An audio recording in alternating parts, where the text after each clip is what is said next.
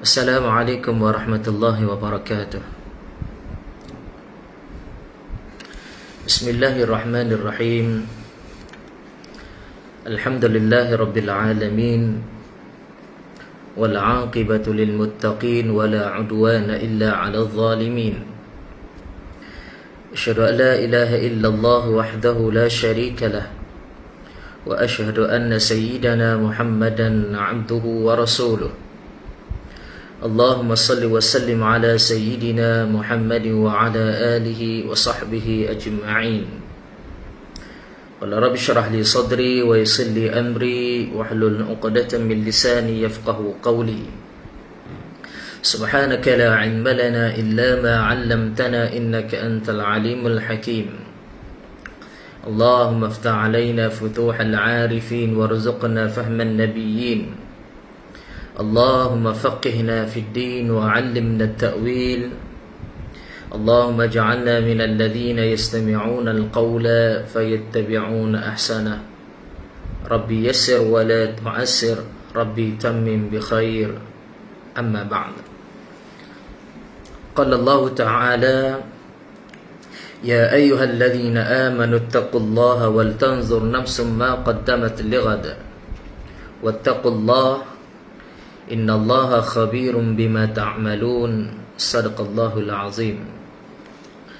Allah Subhanahu wa ta'ala berfirman, wahai orang-orang yang beriman, bertakwalah kamu kepada Allah, dan hendaklah kamu melihat apakah yang akan kamu bawa untuk esok harinya, dan hendaklah kamu bertakwa kepada Allah. Sesungguhnya Allah mengetahui atas apa yang kamu lakukan.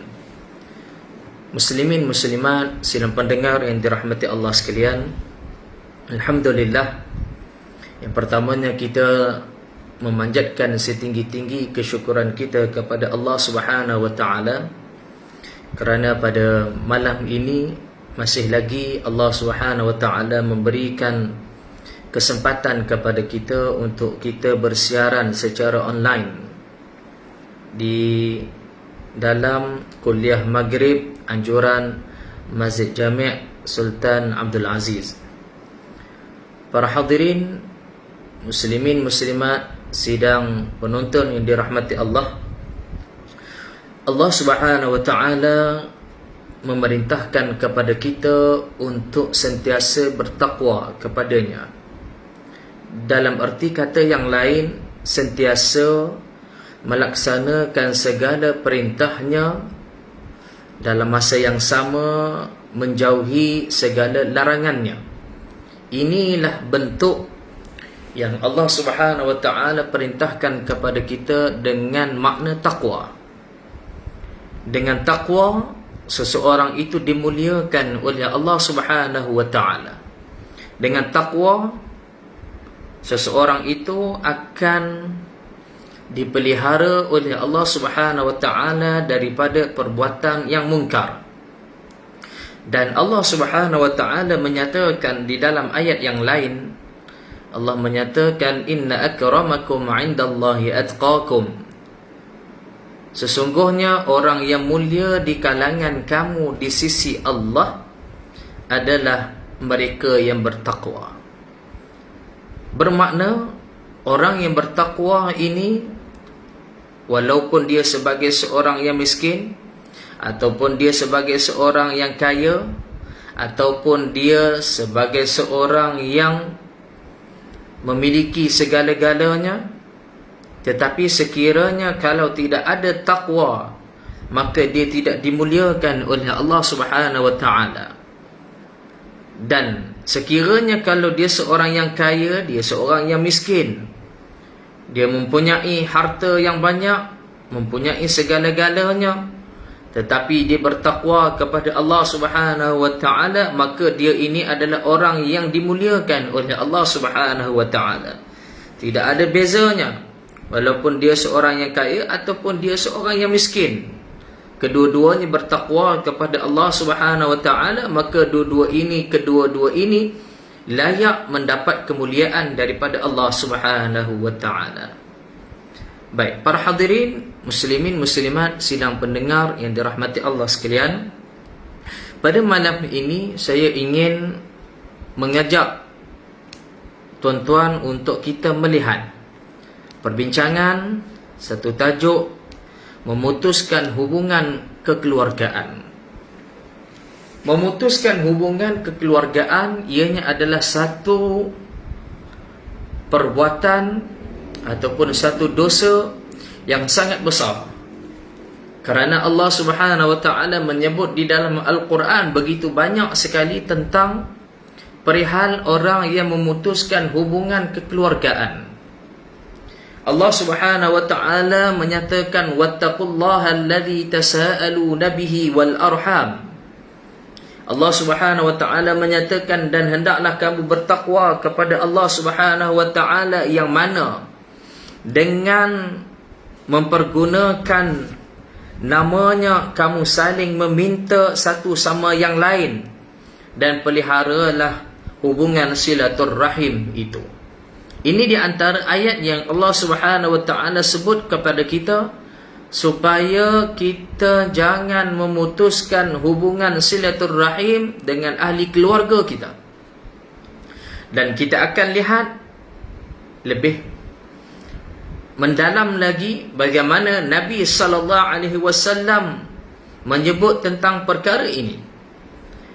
Dan Allah Subhanahu wa taala apabila melarang untuk kita memutuskan hubungan silaturrahim, ini adalah satu perkara yang perlu diberikan perhatian di dalam kehidupan kita.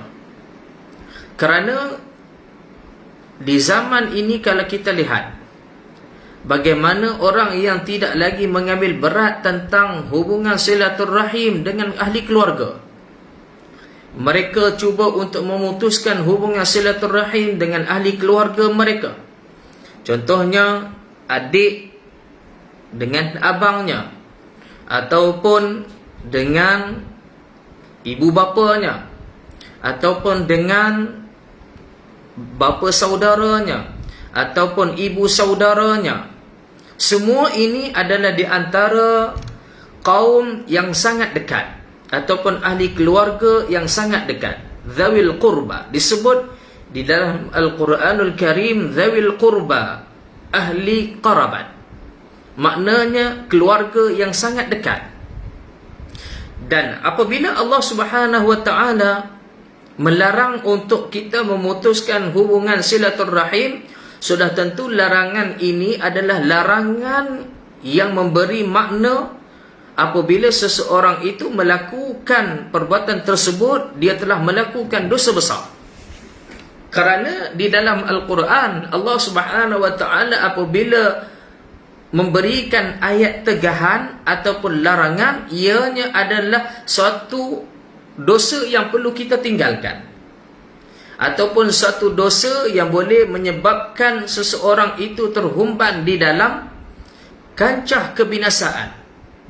Seseorang yang apabila dia melakukan larangan itu boleh menyebabkan dia dihumban ke dalam neraka Allah Subhanahu wa taala.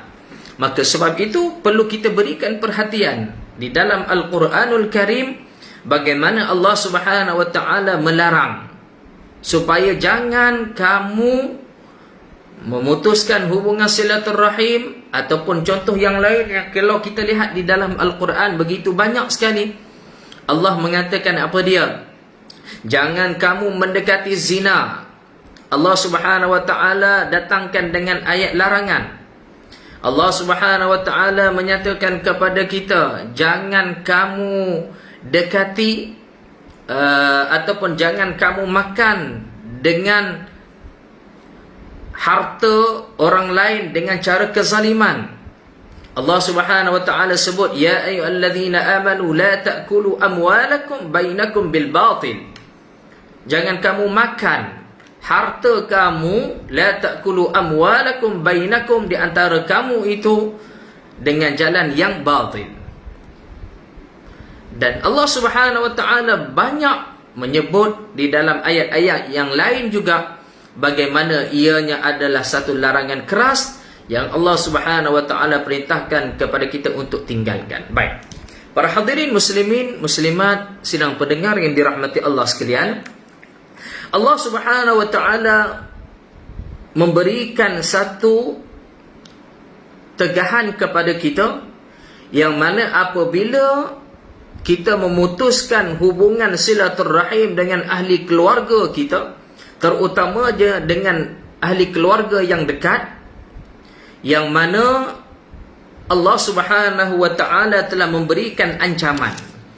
Apakah ancaman itu, tuan-tuan dirahmati Allah? Ancaman itu Allah Subhanahu wa taala sebut melalui lisan kekasihnya baginda Nabi sallallahu alaihi wasallam, yang mana Allah kata, Nabi sallallahu alaihi wasallam sebut, la yadkhulul jannah qati'ur rahim.